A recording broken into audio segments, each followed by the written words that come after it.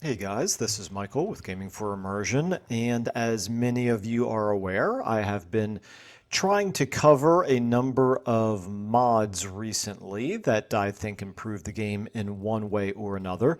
Normally, I try to focus on mods that are adding sort of thematic flavor to campaigns, but also I try to cover mods that are a little bit less well known that improve the functionality of the game.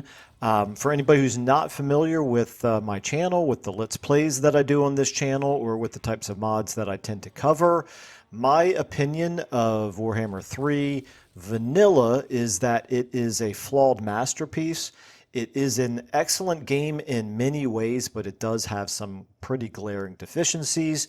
For me, for as a grand strategy game, the main problem that I have with it is just that it basically forces you into one particular play style, which is, of course, being uber aggressive from the very beginning of your campaign. And also, it tends to be that the most interesting and often the only interesting part of a campaign in vanilla is the very beginning of it, usually within 30 turns or more a few more or less, depending on what faction you're playing. You already have a sense at that point about whether or not your campaign is over, whether you're going to win it because you've already, blasted your way through your first few enemies, and at that point, a human player can be expected to outperform the AI. Or, if you're going to lose it, if, something has gone wrong, which occasionally happens, but not all that much, even on legendary, very hard difficulty. So, anyway, I feel like the way to improve the game is to sort of change that dynamic where the early part of the campaign is really the only interesting and the only challenging part of the campaign. And there's different ways to do that. One of them is, of course, using some of the mods that I tend to use that reduce campaign movement range and reduce replenishment. I think it leads to a much more complex and quite frankly, just much more interesting type of a campaign. Choices have more impact. Strategy actually matters instead of just being overly aggressive all the time, things like that. However, another way to try to address the campaign deficiencies and make it more interesting for a longer period of time is to address the AI. And obviously, CA recognizes that the AI has been a problem and is working on that. But thankfully, we also have mod authors who have been working on different AI changes to make the campaign to basically just make the AI factions fight better, whether it's just by making them more aggressive or making them more intelligent. It's a little bit beyond my comprehension exactly all the changes that they make, so I can't speak, in depth too much as to what they do. Now, I'm going to talk in this particular episode about a new AI mod that folks have recommended to me, that I tested out, and so far so good. I quite like it. That being the Deep War AI. I'll talk a little bit more about the specifics of that one in just a second, but it's a little bit challenging to test out an AI mod just because there's so many things going on under the hood that are beyond my understanding. But what I tend to do, and what I've done in this campaign, for example, I've tried a couple campaigns now. Here's one of me playing as good old Queek, and just as an aside, I don't care what people say. I think that Queek is a wonderful campaign. I don't know what it is about him, but I love him, and I go back to him a lot in terms of my testing because I know how a Queek campaign plays in vanilla, and that gives me a good sense then of exactly what changes the AI mods can make to it. So anyway, good old Queek here. I've been playing a campaign with him, and what I keep an eye on is, first of all, is the AI doing things that make sense, that I would expect not necessarily a smart human player to make, but at least not making stupid mistakes that, just the kind of thing that break immersion or make the game too easy. And so, luckily, so far in my testing here, there have certainly not been any glaring deficiencies in terms of the way that the AI is behaving. It does seem to behave fairly intelligently, which is more than I can say for vanilla. I will say I love the fact that there are different choices of AIs out there. this mod author does compare his mod to some of the other AI mods that are out there, and of course he compares his favorably. I will allow each of you to make your own choices with respect to that, your own analysis with respect to whether you think this is a better way to do it. I think he's got some good points, but I do think that there are some trade-offs, and I'll talk about a couple of those here in just a minute. But I've been a fan of the Heclius AI for a long time. I think that Heclius is still a pretty active mod author, and I like the fact that this one as well is an active mod author. I just tend to gravitate towards the mods that are still actively being maintained, and so I'm happy to say that this one is as well. So as you can see here, I've gotten as far now into this campaign as taking Karak 8 Peaks. I can't say it's been particularly that much more difficult than it is in vanilla, but the again, the Queek is just not overall that hard of a campaign. So I'm not seeing anything that's jumping out at me in terms of making it overly easy.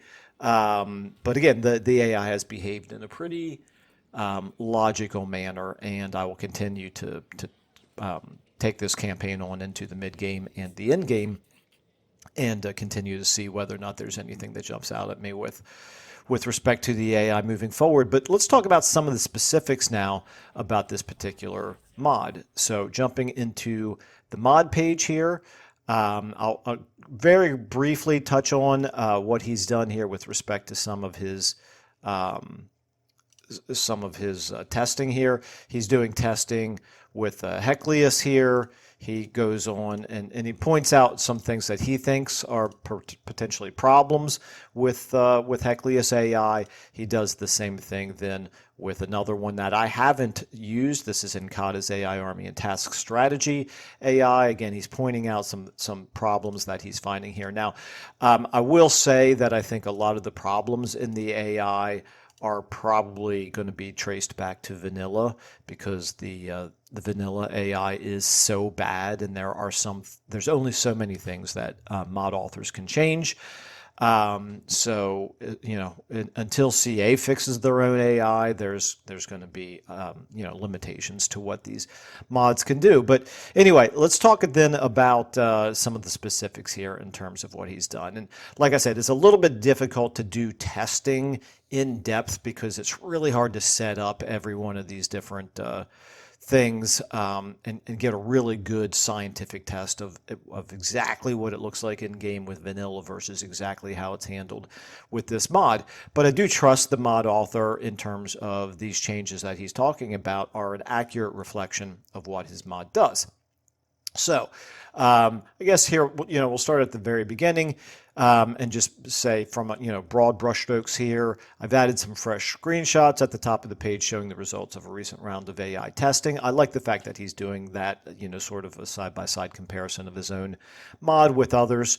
It attempts to be the most comprehensive best campaign AI on the workshop. Directly inserting a Zinchian demon into the vanilla AI to fix its space flaws. I like the idea of that. So basically, if there's an element of unpredictability to the AI, that is a good thing, because too often we figure out how the AI is likely to behave in certain situations, which makes it much more easy to just exploit the AI. So if there's a sense of randomness to it, if there's a sense of chaos, a sense of unpredictability, I think that does make the campaigns more interesting. Anyway, Deep War does not break any AI or factions, and all AIs play intelligently from start to finish.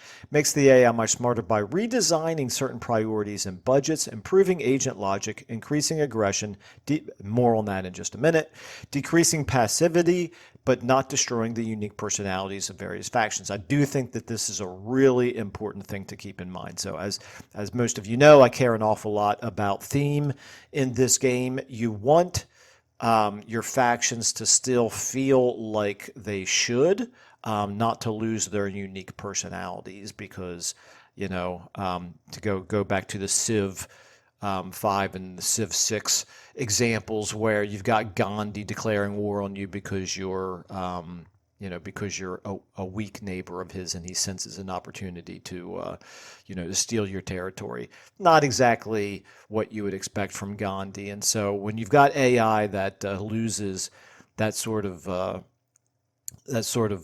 individual unique flavor that different factions can have, that's a bad thing. The same thing happens in Warhammer, obviously, where you've got some factions that should feel more aggressive than others. Some should be more defensive, more protective. Others should definitely be more expansionist. So anyway, other AI mods take a sledgehammer to the base AI. Deep War uses a warp fire scalpel to carefully and surgically fix campaign AI logic. This mod does not touch Battle AI. Look at my SFO enhanced collection below the subscribe button for the Battle AI mods I recommend. Maybe I will try that one in the future if folks want me to. Anyway, getting back to this one, Deep War will greatly increase the difficulty of your game. I will say I've not experienced that so far, but I can't say, it's going to take quite some time to go through and test out everything with every different faction. So, if my opinion of that changes over time, then I will let you all know. But at least for now, it feels competitive, but it doesn't feel like it greatly increased the difficulty of the game. Anyway, but not by cheating or with anti-player bias. This is a good thing. I do like the fact that, I don't want to see arbitrary increasing difficulty. I'd rather it feel a little bit more organic and a little bit more thematic. All bias and AI cheats are removed except on legendary difficulty, which has a plus 20% anti-player bias. I think that's fair. That is, of course, the difficulty that I play on. But because the AI is far more aggressive, intelligent with their money, you'll be under more attacks as you increase in strength rank. Okay, compatibility, I'm not going to get into that too much. I tested this basically by itself because I think that's the best way to test mods out. But you can read for yourself here what it touches, what it doesn't, what he thinks it should be compatible with. Anyway, so let's get into the nitty-gritty of this mod. In general, aggression levels increase tremendously, but adjusted depending on personality. Very, very key. As I just mentioned a few minutes ago, I like that. All transgressions, such as trespassing penalties, are automatically adjusted. They're less punishing for friends and vice versa because aggression levels directly impact how transgressions of all kinds are viewed by different personalities. I like the idea of that. I do think it makes sense that it makes more sense to sort of have a little bit more of a sliding scale about how bad trespassing penalties are, because in many cases I feel like you're getting arbitrarily punished in your diplomacy when it doesn't really make too much sense that you do. I also feel like it should be more impactful than it is in vanilla in other cases. Anyway, AI recruits bigger armies, but not so big their early game is harmed. Will recruit full stacks, no problem after turn 20. Yeah, I've noticed that. Again, I think in vanilla they tend to recruit full stacks, but I trust him when he's saying that this does a good job of making sure that it's recruiting the bigger armies. AI will group up more, but not if there are easy targets for single armies. Yep, very good. No anti-player bias. Again, this is with the asterisk beside it because there is not increased, but there is an anti-player bias in the case of Legendary.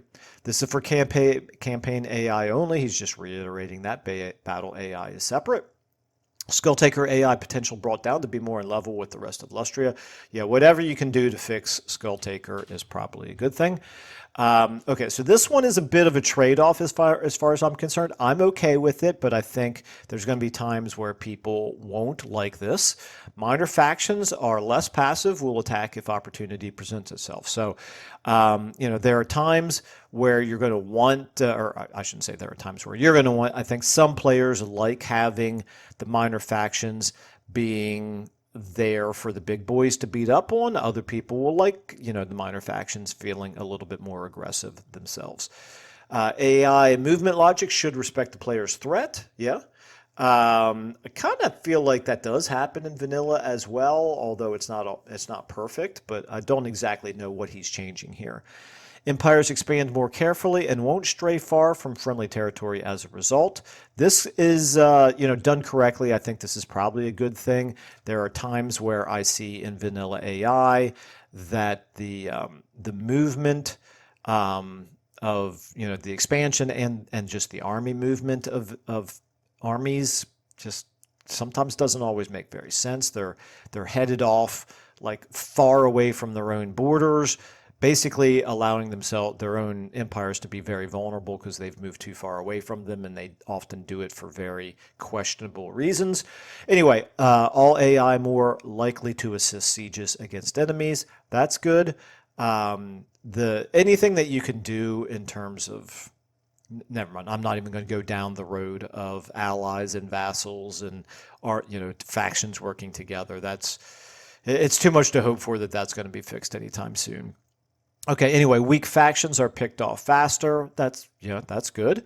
Belagar AI can actually take Karak 8 Peaks. Okay, now that's interesting.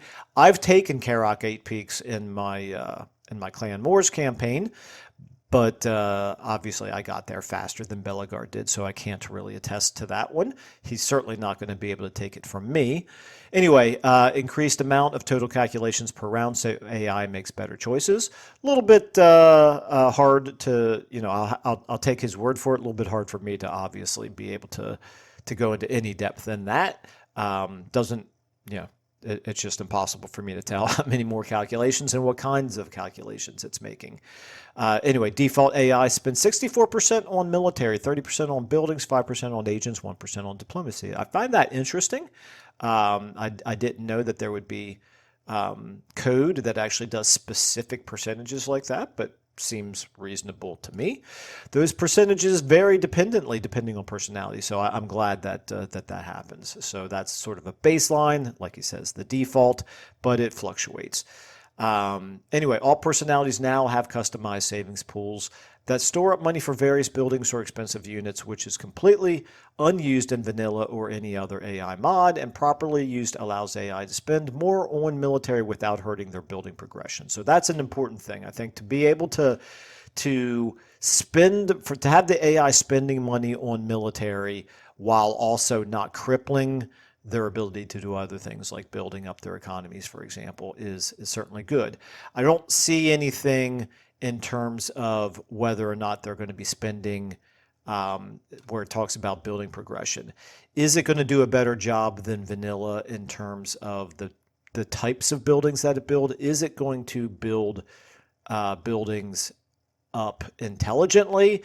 I've not seen anything that jumps out at me as terrible building so far, but like I said, there's going to be just a heck of a lot of testing to do before I can really form a really solid opinion about that. So I like the fact that the money is being set aside and used properly. Whether or not the AI is capable of intelligently picking which buildings to build is potentially another question.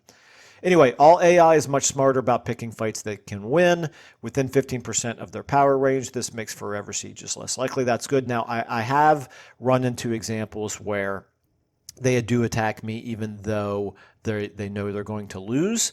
It's usually not drastic. It's not a completely lopsided battle where they're just attacking me to self-delete their own armies, but rather they're doing damage to me, but it is like a Pyrrhic victory for me, that sort of a thing. But I think that's fine, personally. I don't think that the AI should never, ever attack you if it thinks it's going to lose.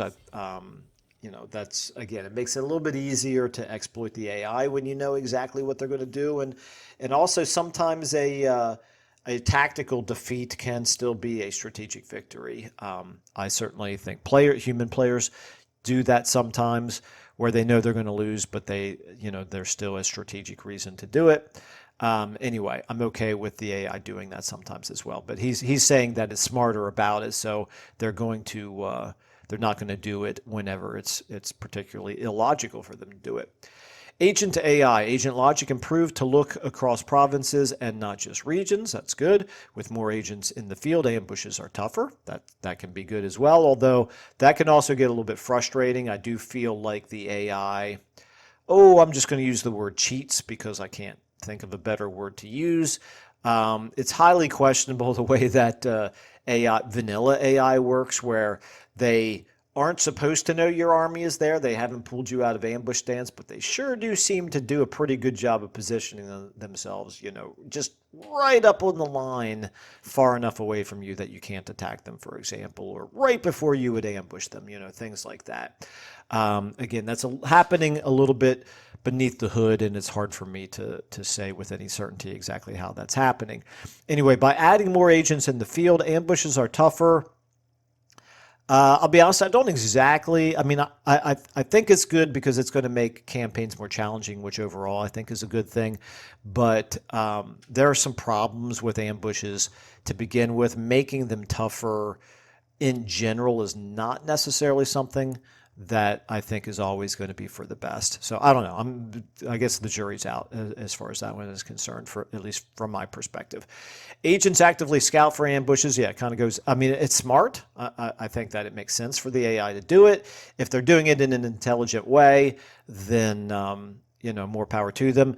I'm playing in this example as Skaven faction, so I'm relying very heavily on ambushes. And I will say, at least in the early game, they haven't been pulling me out of ambushes all that much, so it still has been an effective strategy for me.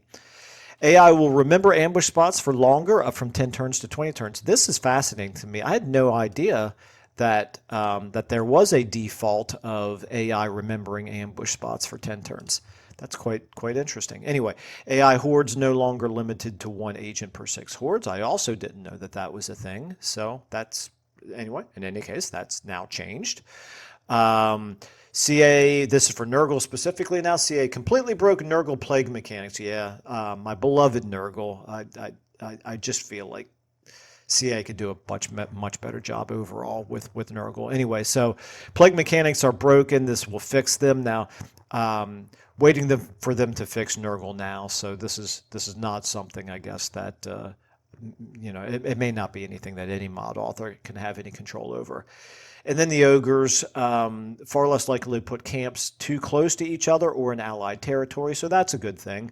I don't tend to play, or I just don't. I don't tend to pay that much attention to ogres. They very rarely turn into a dominant faction in any of the campaigns I play, so I can't really say it that I've got a real expert level of appreciation for how ogres play and exactly how much of an impact this is going to have. Anyway, and then finally, as I mentioned before, the mod author is quite active. As you can see, people are asking questions. He's answering that. This is all very, very recent. It is, the mod has been updated as recently as February, so he hasn't had to make a change to it since the latest patch has dropped. But presumably the fact that he is still quite active means he's keeping tabs on it and will make changes if those should become necessary. Now, as I mentioned at the very beginning, I've been more or less trying to cover some of the less well-known mods. This one, the fact that it's got, as of right now, 789 ratings, a 5-star overall, I think that's a very good sign. So it's a little bit more popular than some of the ones that I've been covering recently. But in any case, since this has been heavily requested for me to cover it, I thought I would go ahead and do so. So hopefully...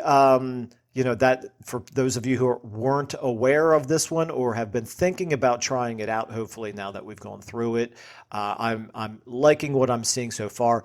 I like having a little bit of variety in terms of some of the different options of AI that we can choose from.